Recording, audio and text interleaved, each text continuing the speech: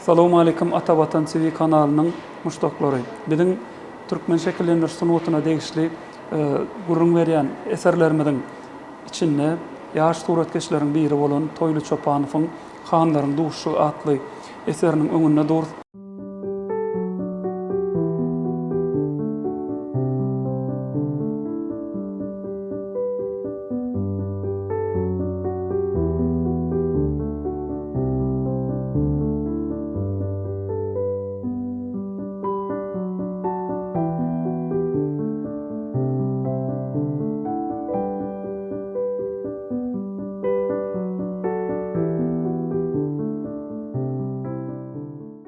Şeýle uly öwrümli monumental nakkaşçylyk işi suratkeş Toýly Çopanowyň 2019-njy ýylda Türkmenistan Döwlet Çeperçilik Akademiýasyny tamamlanandan soňra döreden uly öwrümli eserleriniň biridir. Bu ýerde Hanlaryň duşy diýip atlandyrylan eseriň düýp mazmunyny türkmen halkynyň agzybirligi, watanparazlygy üçin janyny ortaga goýan türkmen hanlary bolan Gowşut hanyň hemde Sahar hanyň obrazy eserde ör boýuna galýar. Ýani türkmen halkynyň bir geçmiş taryhyna bolan ençeme wakalaryň jany şaýady bolan şol wakalarda halkyň agzybirligi uğruna, onuň bitegligi uğruna göreşen hanlaryň keşfini eseriň üstü bilen görkezýär. Suratkeşiň bu ýerde aýtmak isleýän wakasy hanlaryň duşy, ýani türkmen tire taýpalarynyň birleşip bir ojogyň başyna oturup başlanan döwrü şeýlede Gowşut hanyň ölüminiň öň ýanynaky waka ýüzlenýär.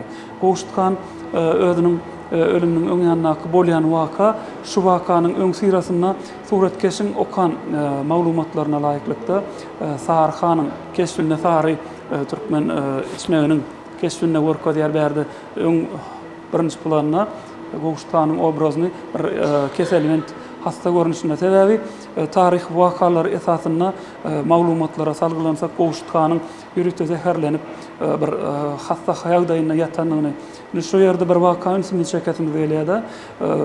Sebebi zeher Gowşut hanyň aýaklaryndan bütün gowrasyna ýaýrap başlanyna hanyň öz aýagyny bir aýyrmak maksady bilen onu tek ýaşatmak maksady bilen halkyň eden aladasyna bir şonniýe bir Sahar han aýyryp biler diýenne berden ýürükde ilçi Sahar hanyň ýaşaýan ýerine Penni ýaýlasyna at derledip barýar. Şonda baranna han öýüne däleken.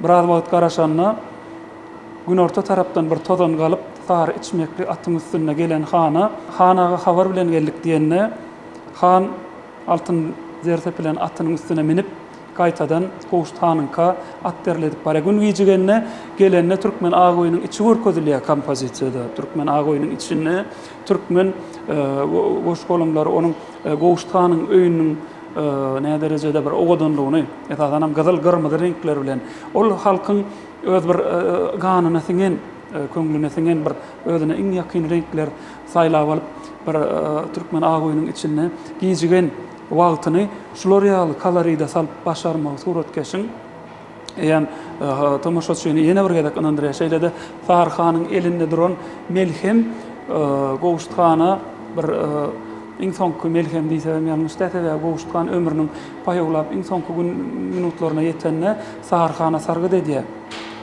Agzybirlige çagyrýar. Halkyň bitegligi uğruna göreşen Gowşut hanyň obrazy şu ýerde açyp görkezilýär. Şeýlede şu öň hatarda duran şeýlede berde duran gahrmanlaryň keşfi Gowşut hanyň ýürükde goragçylarynyň obrazyny görkezýär. Mundan başga da berde görkezilen türkmen tebibiniň eline tebipçilik gurollary ahir görnüşinde denan başgalaryň goýulmagy bolsa, şol Gowşut hanyň aýagy bilen baglanşykly zeperýeten ýerlerine sargy etmek üçin görkezilýän birinji görnüşdäki mata epinlerini suratkeş ýarasyna melhem hökmüne beýan edýär. Şular ýaly kartinanyň bütün ähli ýerine suratkeş ýekece tegmile ünsümiz çeketmeli şu kitaplaryň goýulmagy. Türkmen halkynyň hanlarynyň şeýlede adaty türkmen maşgalatynyň adamlarynyň ählisiniň ilmli bilimli adamdygyny. Mundan başga da bärde goýulan jowhar bıçagynyň şeýlede gyýnyndaky goýulan gyljyň şekiliniň goýulmagy halkymyzyň giçki orta asyrlarda öz gyljyna dayananyny, şeýlede paýgasyna dayanyp ähli işte hereket edenligini, ýagny 18-nji 19-njy asyrlaryň bolan ähli wakalary şolar ýaly tesbirde aýtsak, halkymyz hem paýhasa hem gyljyň kömegine daýanyp watan goran şahsiýetler bolandygyny şul eseriň üstü bilen görkezilýän her bir tegmillerin üstü bilen halka äşkär edýär. Suratkeş Toýly Çopanowyň ýokary bilim alyp bu torundan tamamlanan soňky döredен ilkinji kompozisiýasynyň şular ýaly türkmen han serdarlaryna ýüzlenmegi onuň şol döwürdäki ilkinji äden uly üstünlikli ädimleriniň biridir. Şular ýaly kompozisiýalarynyň gelecekde de Toýly Çopanowyň döredijiliğine başga da türkmen han beýleri bolan Nurberdi hanyň, Çopan Kiýeň, şeýle-de Gülten Batyryň mundan başga da ençeme han serdarlaryny keşfini döretmekde täze eserler döretjekdigini, onu halka ýajakdygyna ýene bir ýerden inanatymyz gelýär. Şular ýaly sergiler biziň türkmen halkymyzyň ýaş nesillerine ýa-da watan paraz türkmen raýatlarynyň ählisine watançylyk duýgusyny oýarýar hem-de öz watanyna bolan bu ýysanjyny artdyrýar diýsek ýalňyş bolmasa gerek.